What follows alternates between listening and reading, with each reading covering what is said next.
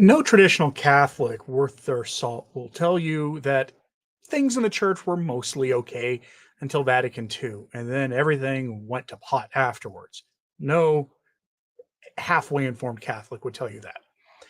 Most Catholics, most traditional Catholics will tell you there were definitely problems in the church before Vatican II, and that Vatican II was the culmination of a lot of problems in the church and a sort of not a breaking point, but it was definitely one of those points of no return. Now, once a threshold was crossed, certain powers in the church saw the opportunity to make changes they'd been advocating for, in some cases, for centuries, ideas that were condemned by previous acts of the Pope and other magisterial documents, and to put them in practice, often in ambiguous ways in documents, with the full knowledge of how they were going to implement them afterwards. But no one will tell you that everything was fine before Vatican II, and then Vatican II happened and everything was just turned upside down. What people will tell you is they had a lot of bad ideas. They took a council over, which we have the historic documents, including the bragging by the people who did it, to attest to that. And what ended up happening afterwards, after the mass was changed, after the moral teachings of the church became some ambiguous, lip service paid to the moral teachings, but as is often the case, a more pastoral approach was taken. And this pastoral approach is, well, to allow people to do basically almost whatever they want with almost no punishment. And the only voices in the aftermath of all this that really got punished for things were either the McCarrick types who, when their sins became so well known and so over the top that church authorities were embarrassed into having to act, or, of course, voices of little o orthodoxy, your Archbishop Lefebvre's and other figures like that in the history of the church in the aftermath of Vatican II. We see this today. Who are the nuns that get apostolic visitations from Rome? Traditionalist orders, ones who want the same religion that our ancestors had several centuries ago. Those are the ones that get punished. And we've seen this, the effect of this chaos in the church afterwards. We have seen declining mass attendance, declining use of the sacraments of baptism for children, this declining use of the sacraments of holy matrimony, declining vocations, all of it. And usually the counter argument is that, well, we were going through a period of secularization. Every Christian denomination experienced a downturn. Catholic Church is no different. There's truth to that. However, we now have data from a peer-reviewed study done by economists that the decline in the Catholic Church after Vatican II was caused by Vatican II and far outpaces everything going on in the secular world. And I want to give you an idea here, an idea that has haunted me for some time. If the old axiom, as the church goes, so goes the world, if that is true, then what was unleashed by the so-called reformers when the orientation of the church in its new ecclesiology being a fancy word for the theology of the church, that its relationship to the world, the church's relationship to man, and yes, the church's relationship to God. The synodalists tell us this today. The so-called reformers told us this as well. If the new ecclesiology of the church fundamentally changed the relationship of the church to the world, what was the effect on the world? I don't think it's a coincidence that the council concluded, and by the conclusion of the council, you had society in chaos, sins of the flesh becoming a normal part of our lives. By the 1990s, if you were a young person who was not engaged in activities suited to the married state, but you weren't married, you were considered strange. And it's even worse now. These things ramped up over time. Meanwhile, the church would institutions, the human element, again, always talking about the human element here. But these voices would tell us, well, it's a sin. You shouldn't do these things, but, we're not going to chastise you too much. We're not going to deny you the sacraments and all the rest of it. The church took a more quote unquote pastoral approach. It was a more man-centered approach. As the reformers said at Vatican II, they were taking a more man-centered approach to things. The only saving grace for Vatican II is that Paul VI afterwards said it was non-binding. Nothing there they did was binding that wasn't already binding before. He tried to backtrack that later, but it was too late. And that might be the only saving grace here. But we have data now. This, I think, first made waves when Rorate Caeli posted this under the headline, Conclusion of Major New Economic Research Paper, Vatican II in 1962 to 1965, triggered a decline in worldwide Catholic attendance relative to that in other denominations. Now, relative, that's the key word here. I'm going to go over some of the actual original text. It's 73 pages long. I'm not going to read the whole thing to you, and it is an academic document. Most people wouldn't understand listening to it. They'd have to read it slowly to engage with it. If you want to do that, I'll have it linked to my show notes at either returntotradition.org or the Anthony Stine subreddit, or not subreddit, Substack. Links in the description box below. I will never start a subreddit. Thank you. Anyway, we're going to go to, we'll start here with Rorate Caeli, and then we'll go look a little bit at the document itself. Because as you're going to see, things are worse in the Catholic Church than they are relative to everyone else. And this is something that many people are pointing out. When you look at the worst parishes, their average age is something like 65. The typical ordinary form parish, that means your typical Sunday parish in your neighborhood, one is 5 minutes from your house. The average age of those places is in their 50s or higher. That is not sustainable. And the data shows it goes back to this. Yes, there were problems in the church beforehand. No credible traditionalist, no thinking person will say there were no problems, significant problems in the church beforehand. But the problem elements that were there before the council were the ones who implemented it afterwards. And they were the ones who helped steer it away from its alleged purpose, its on paper purpose. Let's go over what it says here before we go into a little bit more. This is the summary, meaning the end of the document, where they put all their findings together in simple language so people can understand. This was issued this month, 2025.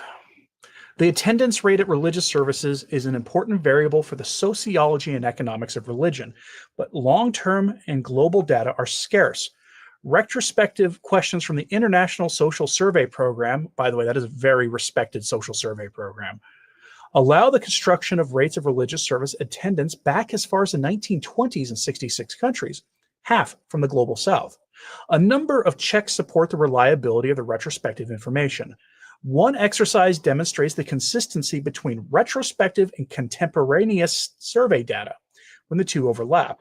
Another procedure shows that the retrospective values are similar when generated from individual ISSP surveys for 91, 98, 2008, 2018. That is, there is no clear dependence of memory on the number of years of recall. The new data document a century-long great religious divergence between North and South, meaning the new data shows that there is a long divergence in between the global North and the global South. The global North, meaning Europe, the United States, all those places, people are leaving the faith in gigantic numbers. Now, in South America, the numbers aren't very rosy either. Protestantism is making a gigantic inways and inroads there, with the bishops doing nothing about it because they're virtually all liberation theologians. They're either liberation theologians or they're big with liberation theologians, seen as allies. With many of them bragging openly they've never baptized somebody. Not kidding about that.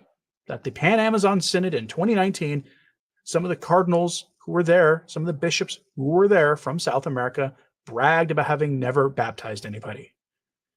That should have immediately gotten them, like, kicked down to the lay state immediately. We use the data to carry out event studies for effects on religious service attendance at two major events. Vatican II in 1962 to 65 triggered a decline in worldwide Catholic attendance relative to that in other denominations. In contrast, the endings of communism in the early 1990s did not systematically affect religious service attendance. Finally, in a large sample, religious service attendance responds positively to wars and depressions. And that's not surprising. All that, whenever society is in a bad place, overtly, like war, economic downturns, mass attendance will go up. We know this. Using an event study design, we find that rates of religious service attendance in predominantly Catholic countries started to decrease relative to those of all other countries and to those of other Christian countries precisely in the aftermath of Vatican II. This result holds for adult and child religious service attendance and also holds when using the share of a country's Catholic adherents as a continuous measure of a country's exposure. Overall, the Catholic relative attendance rate fell by 4 percentage points per decade between 1965 and 2015. Over 50 years, every decade it fell by 4% points. That is staggering. This pattern is consistent with religion modeled as a club good and with the view that Vatican II shattered the perception of an immovable truth-holding church, with citations to other studies. This is a perception, widely held now. The church used to be this not unchanging institution. It would hold to the ironclad same truth and address problems, new problems in the world by pointing out that new problems in the world really aren't new problems. They're new variations of old problems and that the truth applies to them. And then Vatican II happened. Suddenly you got wishy-washy talk from bishops on contraception, on who can be ordained and cannot be ordained, on divorce and remarriage and all the rest of it, not to mention the fundamental effect changing the liturgy on how people live. There is a very big connection between how you worship and how you live. More generally, these results might explain why many religious authorities are reluctant to modernize their doctrine or reduce barriers to religious participation. Because, as it turns out, a lot of people noticed in positions of authority that when you modernize things, the results are terrible. You should not be surprised. I will have this in my show notes again at returntotradition.org or the Anthony Stine subreddit. Links in the description box below. Don't take my word on this. If you want to go through 73 pages of a socioeconomic study, I invite you to do so. And if you like this kind of content, hit like and subscribe. It absolutely does help. And we do cover this kind of stuff here on the regular. So here we go. We'll go right to the document. Working paper series, looking backward, long-term religious service attendance in 66 countries. Published July of 2025. And we're just going to go here to where they're talking about some of the effects of things. We apply an event study framework to our new data to assess the impact of Vatican II on the religious service attendance rate for Catholics compared to non-Catholics in a large sample of countries. Our analysis relies on the observation that Vatican II would primarily influence the behavior of Catholics, notably in their rates of church attendance. And this is where I have my first problem with this. As the church goes, so goes the world. And no one has done a real study yet to see if there's any kind of a correlation between the collapse in broader morality in the Western world and the decline of the Catholic Church. I don't know if people want to go there. In our main procedure, we define a country as Catholic if its share of the population, according to Barrett 1982, that adhered to Catholicism in 1900 was 50% or more. We use the data from 1900 because the available adherence rates for 1970 or later may have responded endogenously to Vatican II. In any event, the results are similar if we use Catholic adherence rates for 1970. The results are also similar if we use a continuous measure of the Catholic adherence rate, rather than a dummy variable for whether the rate exceeded 1/2. Meaning Catholic adherence rate, are you going to Mass on a regular basis?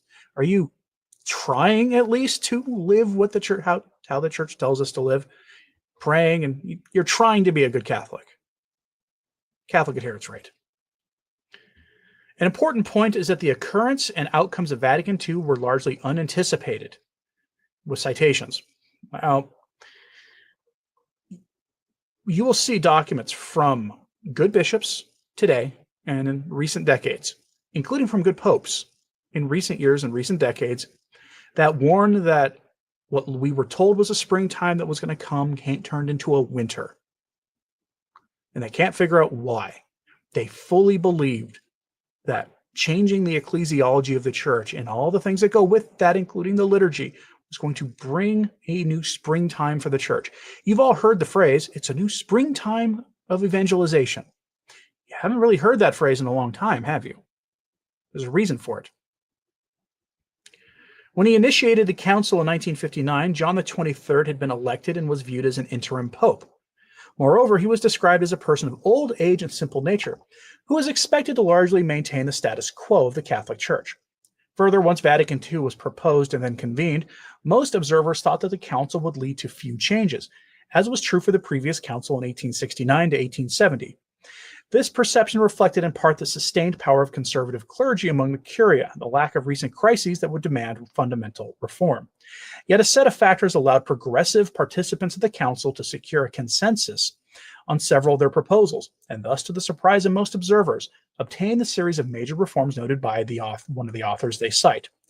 For our purposes, the main point is that, with Vatican II unanticipated, changes in religious service attendance rates would not have occurred earlier in anticipation of Vatican II, and the subsequent changes in attendance would have been unanticipated, meaning without Vatican II, those changes would not have likely happened. I will give you the caveat of there probably would have been some, just given the nature of the social changes going on, but I don't think the social changes would have been as drastic and dramatic either if the church had not given itself a more man-oriented disposition. And then they give you some math here. We're not really that interested in the math. The main event study results for Vatican II are in figure 12. It shows all the countries there. The results show that compared to other countries, Catholic countries experienced a steady decline in the monthly adult religious service attendance rate starting immediately after Vatican II. The effect is statistically significant at the 1% level and sizable in every decade. And if you do not understand what that means, we'll come back to that thing in a moment here. In the social sciences, they call themselves social sciences because they rely on statistical modeling and other kind of scientific means of measuring social phenomenon. However, they're looking for the statistical significance, meaning you got variable A and variable B that you're testing and the relationship to each other. And you have this hypothesis, an outcome, and you're testing what that outcome is based on the variables you're testing it against. And you get the statistical significance. And in the social sciences, traditionally, they would find a statistical significance, meaning the variable I'm testing has led to this outcome. They'd be fine with a 10% hit rate, which in the natural sciences would never fly. Here they had it at 1%, meaning the amount of variation, the impact of the variables on that outcome was caused by something other than those variables at less than 1% of the time. In plain language, that means this is, by social science standards, ironclad, about as good as it's going to come. This would pass the sniff test for some sectors of the natural sciences, which rely on much more stringent statistical relationships. When I was in grad school, working on my PhD in public policy, I was studying environmental stuff. This is why I go off about so much about sustainable development, Laudato Si, and all of these things, because I recognized it for what it was. But we went over a lot of research data. In the social sciences, you almost never saw anything with a 1% correlation like that. That's a statistically significant number, to use their own language. Take it very seriously. The decline in the church, according to all the data they gathered, is directly related to Vatican II. It's unfortunate because the leadership of the church for several decades now has been completely married to the hip to it. The hermeneutic of continuity was the most conservative expression of that, which is everything the council did has to be interpreted in light of what came before in the church, which would make complete sense, except you have direct conflicts in things said by the council and by the church beforehand. The attendance rate is lower in each decade by an average of 4% points, almost 10% of the attendance mean over the period. Moreover, before Vatican II, the attendance rate did not follow a significantly different path in Catholic countries, indicating the absence of pre-trends in the data. Meaning, we've all seen it, the decline of attendance in Mass in Catholic countries. Many of them no longer Catholic because after Vatican II, guess what the Vatican told a lot of countries that were confessional Catholic states, meaning in their constitutions, they were Catholic countries. The Vatican told those countries to stop it. You have to be secularized now. We're all going to have one big ecumenical, synodal kumbaya now as a society. The result of that was in a lot of those countries, people stopped going to Mass entirely. Maybe they became Protestants at best. but most often they just became atheists. Cultural Catholics who might get their kids baptized, might get a church wedding, and that's about it.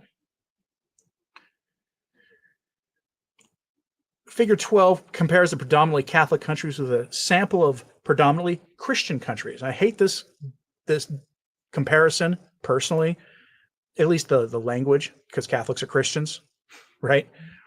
That is, the comparison here is between a Catholic country and a Protestant or Orthodox country.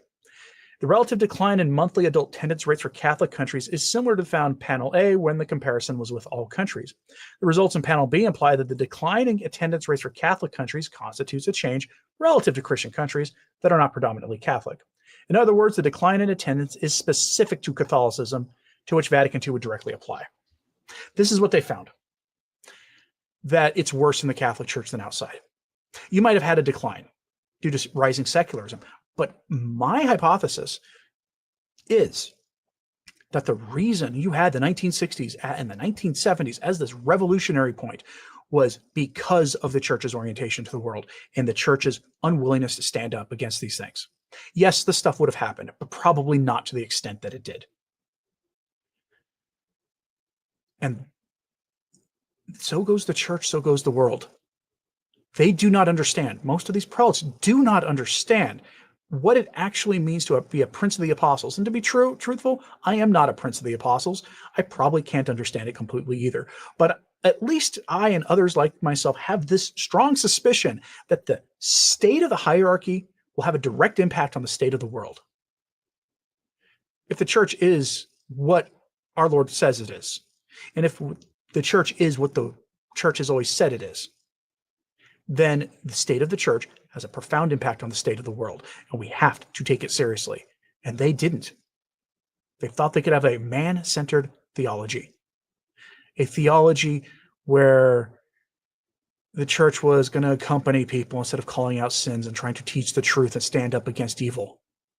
There's a lot of reasons that happened. I went over in the past, during the USAID Catholic Charities debacle earlier this year, over the history of the U.S. government's involvement with the church, and it's scary when you look at the history of the 20th century. That certainly had some results. Now, Catholic Culture riffed on this a little bit on their website. This piece is by Phil Lawler, who runs that website. Data show Vatican II triggered decline in Catholic practice. This is very short. We'll just go over the whole thing. Throughout the Western world, Catholic Mass attendance has declined dramatically since Vatican II. That's an established fact. But did the Council or its aftermath cause the decline? Or is the decline part of an overall cultural trend that the Council could not reverse? That question has prompted lively debate for several decades. In an interesting new contribution to that debate, the National Bureau of Economic Research finds that Vatican II was the cause of the decline. A working paper, looking backward, long-term religious service attendance in 66 countries, reports that, quote, Vatican II in 1962 to 65 triggered a decline in worldwide Catholic attendance relative to that in other denominations. Notice the last clause of that sentence. After an exhaustive evaluation of the valuable data, the survey dismisses the notion that a worldwide secularizing trend hit all religious institutions more or less equally. Not so, the working paper finds. The decline was particularly acute in Catholic countries. Secularization hit Catholics harder than other religious groups. Their findings are noteworthy for two reasons. One, the organization is a heavyweight institution in the field of economic research. Established in 1920, the group has produced thousands of solid studies. Its list of affiliated scholars includes more than 20 winners of the Nobel Prize for Economics and more than a dozen past chairmen of the President's Council of Economic Advisors. Two, the working paper is a product of economic research, prepared by experts analyzing statistical data. Unlike many other contributors to the arguments about the effects of Vatican II, these authors show no interest in intramural Catholic arguments. They don't have a dog in the fight. In other words, this is not a trad versus conservative versus liberal thing. This is not the culture war in the church. This is a disinterested outside observer using science as they understand it to look at the trends in the church. It's not that dissimilar to how the church brings in outsiders to look at alleged miracles to verify if there's a reasonable scientific explanation for a miracle of any kind, for the canonization process and other investigative processes. This is exactly the same thing. Numbers cannot tell the whole story about declining mass attendance, of course, but in their analysis, the authors conclude that the data are, quote, consistent with religion modeled as a club good, and with the view that Vatican II shattered the perception of an immovable, truth-holding church. They also make the interesting observation that Vatican II's depressing influence on the number of nuns led to a sharp decline in fertility among Catholics because of the loss of childbearing support and the collapse of the parochial school system. That may sound weird to people, but if you're of a certain age, if you are older generation, you're the baby boomer generation, maybe the oldest Gen Xers, you'll remember a time when a woman would be expecting a child and you might get help from nuns. That's gone. Let's take a look now. Think about that consequence writ large on the school system, on the Catholic hospital system, and other Catholic charitable organizations. Now, all of them are dominated by lay people. You might be lucky to have a nun teaching at a Catholic women's school now. The strength of this working paper lies in its sophisticated mathematical analysis of church attendance data. Its weakness appears when it cites the theories of other authors on why Vatican II led to a decline in Catholic piety. The publication relies too heavily on the work of the late Father Andrew Greeley, who, as the authors acknowledge, insisted that it was the debate over Humanae Vitae more than any other that shattered authority structure of the Catholic Church. I will defend Father Greeley at least a little bit here. What we saw, what most the older people watching this saw, was Humanae Vitae issued in 1968, and bishops around the world told lay people to ignore it.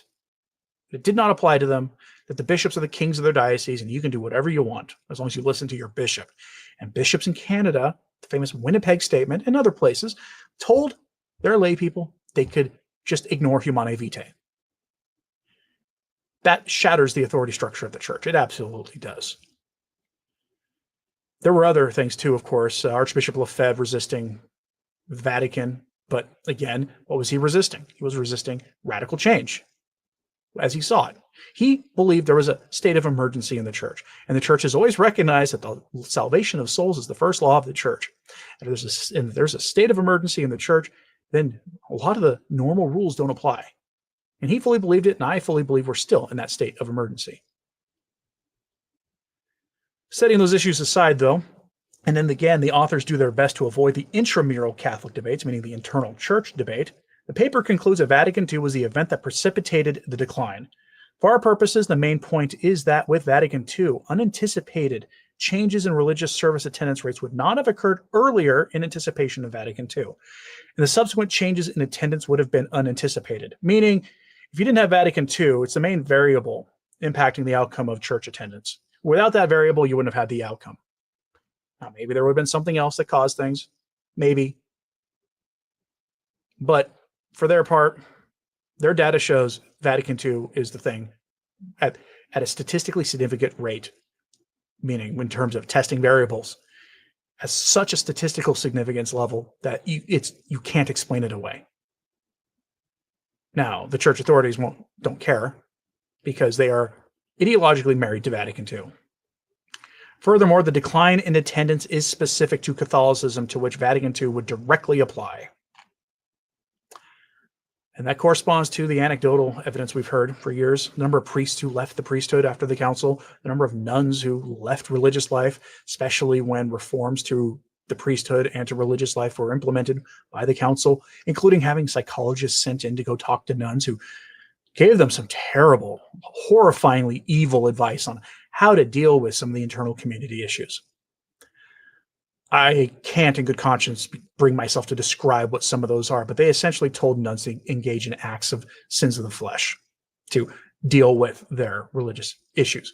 And stuff's well documented out there in the literature. If you want to go read up on it, you need a strong stomach for it, because I personally can't even wrap my head around nuns doing anything like that. So that's all I'll say on that subject.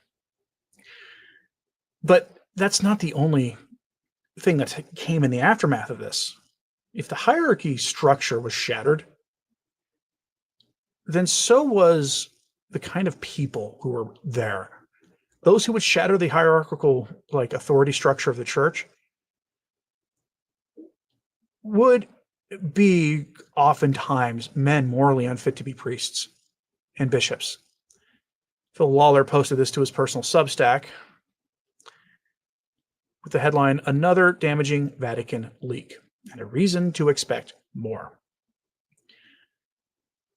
The history after Vatican II, and really going back to World War II, the tail end of World War II, but after Vatican II especially, was a series of financial crises hitting the church, centered on the new institute, the Vatican Bank, which was established in the aftermath of World War II to give the Vatican its own financial institution, and it would do business with outsiders. It became a hotbed and the center point of corruption. You'll hear these stories going back to the post-conciliar histories of Vatican II. If you want to read a book on this, Malachi Martin's book, Vatican, which is one of his works of faction. If you can find a copy, hard to find right now, but it's essentially the true history written in a fiction form, in a narrative style, from 1944 till 1987 or something. But it's almost all financial problems with the Vatican Bank. It's one of the major plot lines in that story. We are used to hearing the stories about the Vatican using the Vatican Bank to fund Elton John's movie or buying of condos in London or all sorts of other bizarre things. But you'll find out that these problems have been part and parcel going back to at least the Vatican II era and a little bit before. And so when you see this story, he goes over just a timeline here. He says, now here's an interesting sequence of events.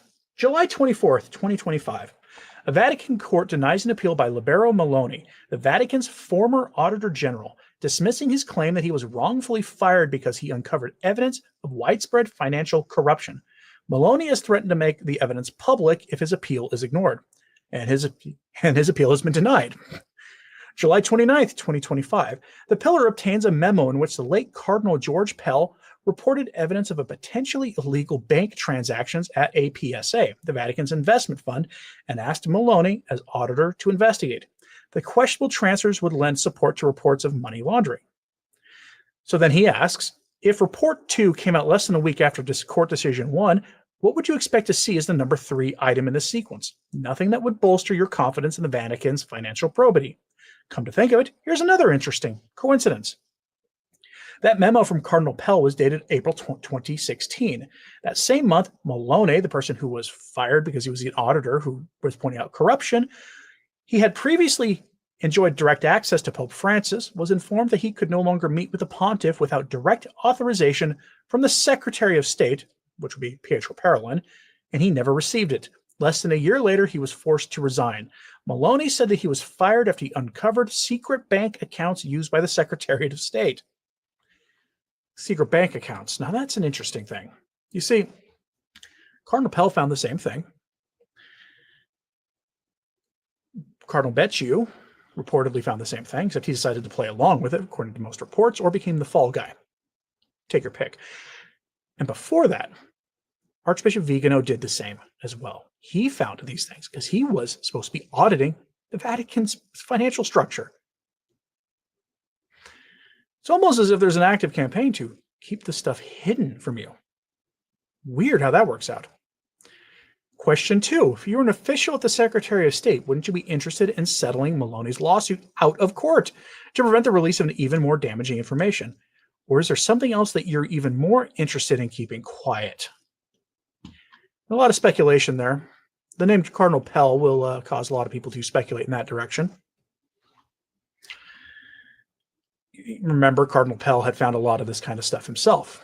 And then he took a trip to Australia. And on his way to Australia, there was a mysterious wire transfer of funds to Australia.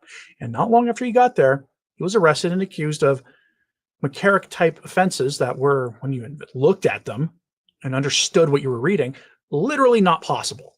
They say he did evil things to an altar server at in that room in the cathedral where the parish priest will put on their vestments.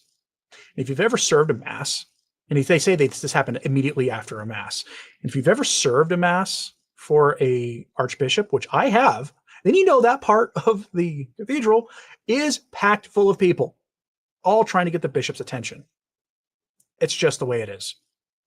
So what they accused him of was nonsense, and they their courts finally threw things out after he'd been in solitary confinement for like a year. What they did to him was utterly reprehensible. And that's just the first thing that comes to mind for me with Phil Lawler's second question. Now, when you talk here about secularization in the church, we know that this secularization church program that's been going on for decades has one common linkage to virtually everything today, and that is through the financial system and to the political system. This new orientation in the church really made in your face with the Synod on Synodality, but going back to Vatican II, again, the new ecclesiology, a new theology for the church involving redefining the church's relationship to humanity, to God, and what its mission in the world is, with all cascading effects afterwards, including new masses and all sorts of other things. One of the things that's happened is certain prelates have felt empowered to get extremely political in violation of church teaching. And I don't mean that they're not supposed to be political, although the church has always frowned upon clerics becoming politicians. Instead, these bishops will have felt empowered to overturn Catholic teaching on things. They promoted the heresy of the seamless garment theology, which puts the most evil social practices on the same level as being unemployed. The sacrifice to Moloch, as I have to call it on this channel, they put that on the same moral plane as large-scale unemployment. Destroying church authority, by the way, because it's obviously nonsensical. No serious person thinks that those things are of the same moral problem. But a lot of this turned into bishops and priests having unholy connections to politicians. And now some people will think I'm talking about with the current president. I don't particularly like how close some priests are in terms of his political operation. But that's not what I'm talking about here. But a complicit clergy. For the headline, were Catholic organizations involved in efforts to elect Hillary Clinton? The answer to that is, of course, yes. We have seen how bishops often will endorse political candidates in a kind of oblique way. We saw how the days after the election of President Trump, you had bishops suddenly ramping up their rhetoric on migration. All sorts of things, all sorts of bizarre things, especially made more so when the funding dollars were cut. I want to talk about a new orientation of the church. The new ecclesiology of the church appears to be materialistic. That's what it appears to be. Focused on creating a better world here. And how do you do that? With political activism and a works-based doctrine. Not a classically Catholic understanding of the relationship of works to salvation, which is that works are part of salvation because Jesus told us to do works, so we should probably do what our Lord told us to do, that they're part of the salvation ticket, but you cannot, under any circumstances, work your way to heaven. And yet that's the kind of thing they tell you now, if they mention heaven at all. On Wednesday, Director of National Intelligence Tulsi Gabbard spoke to White House reporters on the heels of the latest document drop alleging Obama administration officials misled the public about intelligence surrounding the Great Bear of the East's interference in the 2016 election. Our hosts don't like you mentioning that country by name. Gabbard's appearance coincided with her office's release of a previously classified report that the House Intelligence Committee that was first drafted in 2017 and published in 2020. The report revealed that Hillary Clinton supporters met with U.S. religious organizations offering money in exchange for their support of the Clinton campaign. And this is an excerpt from page 17 of the report. The security services of that country in August had details of secret meetings with multiple named U.S. religious organizations, in which the U.S. State Department representatives offered, in exchange for supporting Secretary Clinton, quote, significant increases in financing from department funds and the patronage of state, meaning the Secretary of State, in dealing with post-Soviet countries.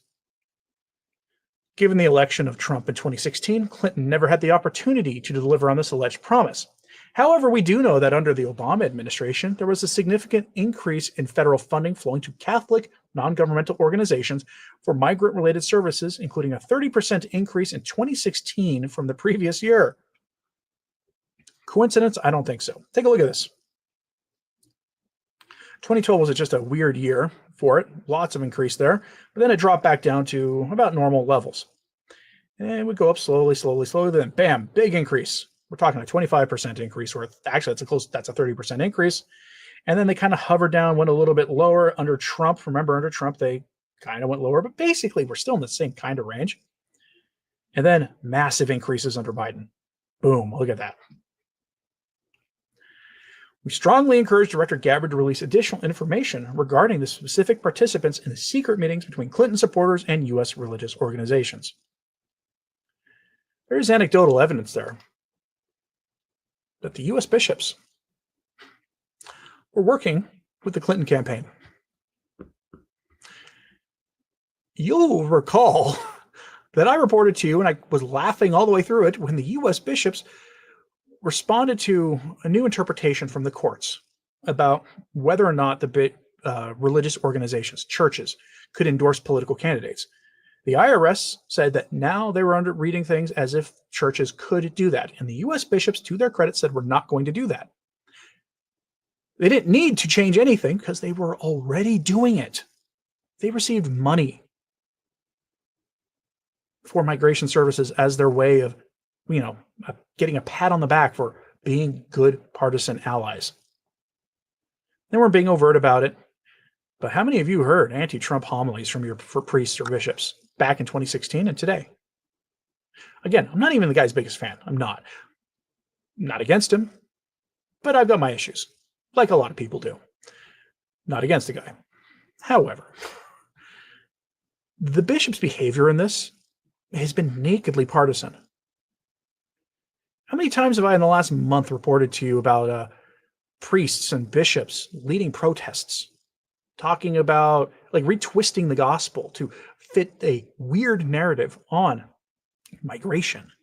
They even, James Martin turned the account of Lot and all the rest. They turned the cities destroyed by the Old Testament, by God, into an account of how it was a lack of hospitality to immigrants that would cause God's wrath to be rained down on those cities. It's not new, an argument. It's not a new argument they made, but suddenly they dusted it off and brought it out, and you heard it repeated everywhere. And they did it because they're politicians first. That's what they've become. So when we talk about Vatican II and the new ecclesiology, the main thrust of the new ecclesiology is we're going to work very hard to create paradise on earth, to make a better world. Jesus warned us, of course, about ignoring those who have a new gospel, because that is a new gospel, but also the poor you will always have with you. That doesn't mean we shouldn't work to alleviate the conditions and sufferings of the poor. Jesus commanded us to do that too. But if you look at the statements of the bishops, it sounds suspiciously like they think they can eliminate poverty. And part of the way they can eliminate poverty around the world is to let anybody who wants to come to the U.S. in. And you understand the political implications of their migration efforts, then you understand why Clinton and then later Biden wanted the bishops on their side. They were working towards a permanent one-party majority. And the way to do it was to bring in as many people as possible and give them government resources that will buy their loyalty. Cynical sounding? Absolutely. They've been very clear that that's what they were doing. That's the new ecclesiology. That's why whenever you hear anybody in a position of authority in the church, no matter their office, start waxing eloquently about our duties and how they're messengers of hope and things, be wary. Let's turn to the super chats here. William Dixon saying, what reformer am I referring? When I'm talking about reformers, I'm talking about the reformers at Vatican II.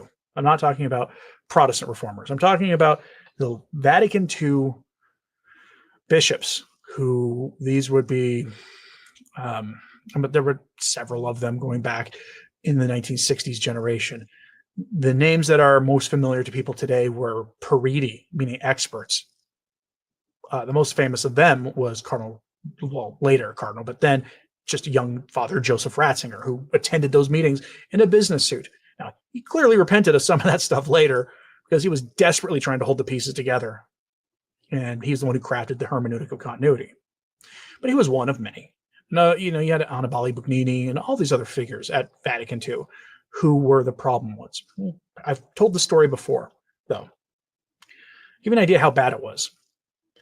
Cardinal Ottaviani, he was the prefect for the Holy Office, the now dicastery for the doctrine of the faith. He stood up at the council and told people that it was their job to uphold the teachings of the church, not to radically reform things. And they laughed at him and cut his microphone in mid-speech. Same types of people. Do Roman Catholics and Lutherans use the same periocopes? I don't even know what that means, William. AKC says, and despite this study, it will be proudly proclaimed that the Synod is the implementation of Vatican II. Yes, because they don't care. They believe the Vatican II hasn't been properly tried yet. Sound familiar? We haven't really tried Vatican II. They believe that the chaos, they have said this, after the council was because Vatican II was never fully implemented. Believe them when they tell you these things. I'm curious what people think about all this, so let me know in the comments. Please pray. Start thinking towards Advent. Advent's not that far away. There will be, before then, there will be the fall ember days, but and the fall rogation days, seasons of penance and fasting. Think about doing acts of penance and fasting to help enlighten the heart and mind of the Pope and of the cardinals he's going to surround himself with. We're going to hear about that in a month, maybe less. That they can address these problems and figure out what to do. It's going to take divine intervention of some kind to fix this problem. And that's the thing. I'll leave you on this note of hope. Third secret of Fatima, according to things Sister Lucia allowed to be, that she said about it before the Vatican silenced her in the 50s, by the way, was that it would be divine intervention that would solve the problem. I'll leave you with that. God will not allow his church to be destroyed. Weeman Sham says Malachi Martin was right. Yes, and that's why I don't put up with people smearing him. The man knew exactly what he was talking about, and those who tried to destroy him were Jesuits, all of them using people who were, and evidence that was just completely uncredible to try to destroy him, and people buy it. Catholic Arrow says, the Holy Face devotion is for our times. Read up on the revelations of Jesus to Sister Marie de Saint-Pierre and the great miracle on the veil in 1849. We war against revolutionary men. Yes, the Holy Face devotion is another excellent one. I don't promote it much because I know there are other traditional Catholic channels who do. I think they're doing a good enough job that I try to focus on the Fatima message when I promote those kinds of things, but they go hand in hand with them. Thanks very much for tuning in. Please pray for the church. I'm Anthony Stine. Ave Maria.